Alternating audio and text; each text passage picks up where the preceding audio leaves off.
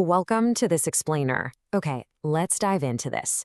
Today, we're unpacking a mental habit that so many of us experience, but honestly rarely understand. We're talking about the absolutely exhausting habit of overanalyzing our daily social interactions. Think about your day for just a second. Have you ever walked out of a really heavy seminar or, maybe you just finished grabbing lunch at the dining hall, and the literal second you step outside, you immediately start second-guessing every single word you just said to your classmates? Your brain almost immediately launches into these frantic post-conversation thoughts. What did I say? Wait, what did they mean?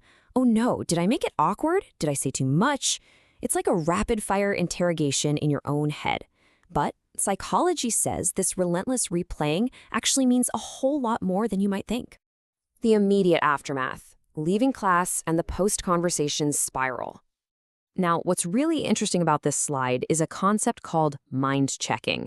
Basically, it's the mental process of instantly reviewing an interaction and constantly scanning it for possible social mistakes. So while you're just casually walking across campus, your brain is actively searching for moments where you might have sounded weird. The reason overthinkers don't just, move on quickly is because they internalize every single detail. A fleeting look, a slight pause, a minor shift in a friend's tone. They absorb these passing moments so deeply, which makes an incredibly brief interaction feel unbelievably heavy. And the crazy reality is, it really only takes one. Just one small, slightly awkward passing comment out in the quad can become this massive emotional anchor that just weighs down the entire rest of your afternoon. The digital dread. Waiting for a reply and the suspicion of silence. Think about what it feels like waiting for a professor's email. In reality, a message might just say, "Okay, sent from my iPhone." But your brain's translation, "I'm failing this class and they absolutely hate me." Overthinkers find silence or extremely short responses highly suspicious and intensely personal. Your brain notices that tiny change in communication style and just invents wild reasons for it, all because uncertainty feels so mentally uncomfortable. Let's move to and see how this builds. You receive an unclear text message, and your brain immediately demands closure, because it absolutely hates unfinished answers. So your mind continuously searches for certainty. If something feels unclear, you simply cannot let it go until you figure out exactly why they said it like that.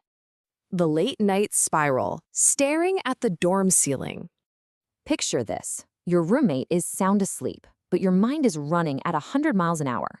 It hits 11 p.m., and you're lying there wondering if your tone felt off during that study group earlier. By 1 a.m., you're fully fearing that your words were completely misunderstood, because overthinkers know words can easily be taken differently.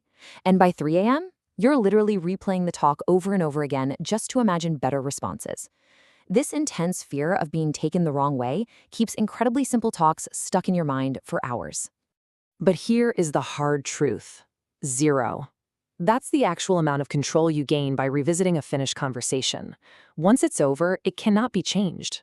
The mind just keeps revisiting it and imagining different reactions merely to create a false sense of control.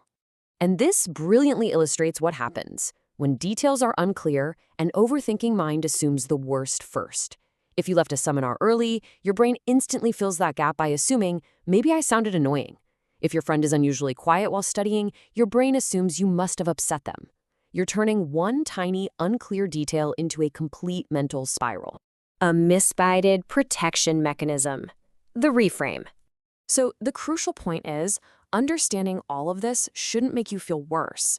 In fact, if you do this often, your mind is not just busy, it's actually trying to protect you. That is huge.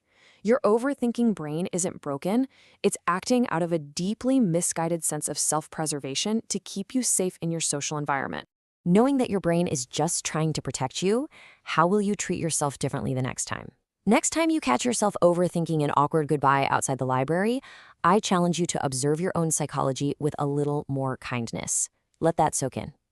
Thank you for joining me for this explainer, and I'll catch you next time.